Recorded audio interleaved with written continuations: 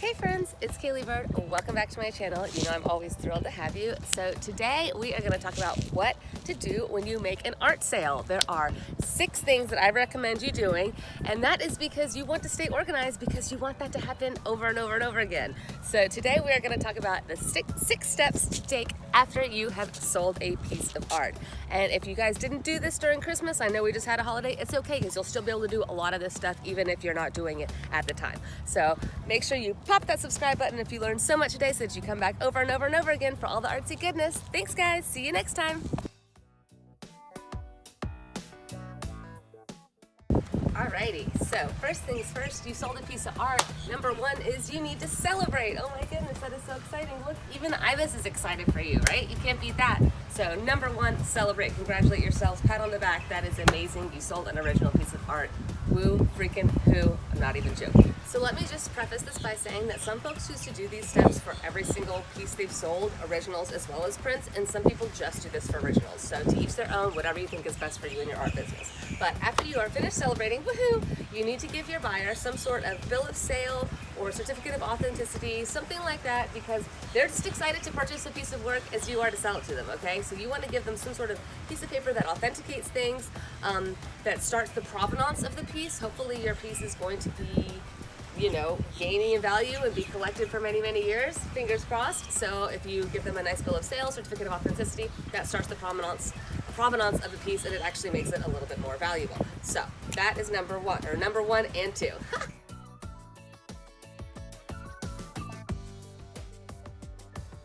Is you want to make sure and get your collector's email. Now this is really important because if someone has collected art from you once, there is a very good chance that they are going to do it again. So you want to stay in touch with them. And the best, easiest, least sales pitchiest way to stay in touch with someone who has collected your art is by signing them up for your newsletter. Yes, you have a newsletter, right? You need one. You need to be coming up with a monthly newsletter. If you do not, check around for links because I already have a video for you about that. But it's the best way for you to kind of stay on the mind of your collectors without being too intense or whatever.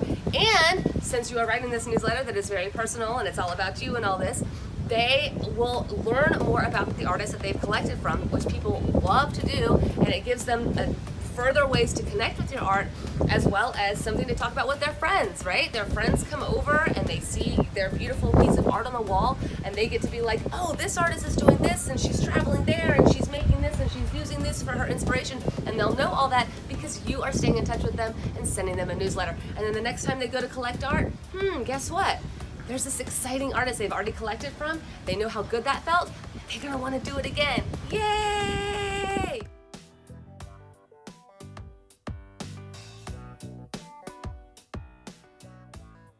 Step 4 is while you're collecting that email, you need to be getting their name and address too, because your granny called and she says that you need to write them a thank you note, and that is definitely true. I am not even kidding, because you want that collector to realize that you selling a piece of art to them was as special as them buying a piece of art from you. Do you get it? Like, it means a lot when you know that it means a lot from the person that it came from, right? So you need to sit down and write them. It doesn't have to be the long, story of your life, just 2 lines, whatever. Thank you so much. It makes me feel wonderful knowing that my art will be, loved in such a great home, whatever. It doesn't have to be anything super personal, just a little thank you note is great. And think about it, you want to have that name and address. Now, if they ordered online, you're going to have it already, but if they did in person, you're going to want to get that name and address, because what if one day you're doing like, paper copies of invitations to your gallery opening or something like that, like if they're doing something exclusive or whatever, or just the thank you note for no other reason than just to write a thank you note, because that is one more personal touch that shows that you care about a genuine connection with your collectors, which you do, because that's what they're looking for. They want more than a piece of art, they want a connection to you. So when you show them that you are also wanting that connection with them, it's just gonna make them want to come back to you over and over again. So write that thank you note. That's right, just like Grandma says.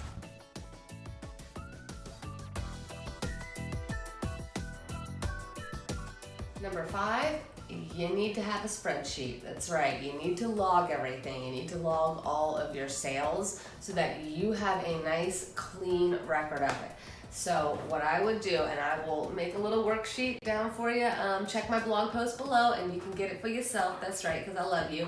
You need to have a little worksheet, a little spreadsheet. You can do this by hand or on computer.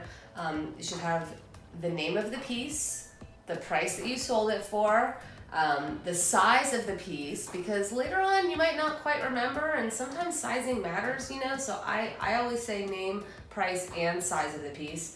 Then you want to have the collector's name, their address, email, phone number, if you happen to get a phone number, take all that information, and then the date purchased, and then if you can, why they purchased it.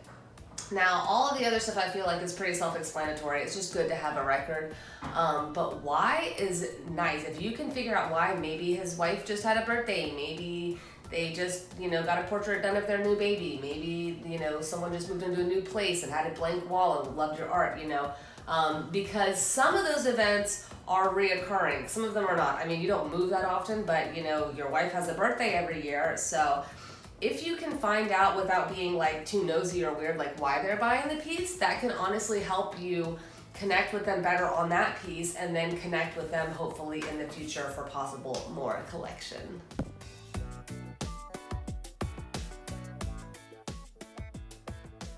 Step 6 is you're going to want to low-key keep in touch with your collector like once a year. Now this is probably the hardest step for some of us, myself included, but even if it's just like adding them to your little postcard list, so once a year maybe you drop them a postcard, oh, just came up with some new pieces, hope you like it, you know, or, you know, maybe you found out why, hopefully they bought it, so it's like, you know, oh, hope your wife has a good birthday this year, or whatever it is, you know what I'm saying? But it's a good idea. That way you kind of stay in touch, stay abreast, and that way they know that it still meant a lot to you that you purchased this, or that they purchased this piece from you. You know, it wasn't just like a one-time thing like, great, thanks.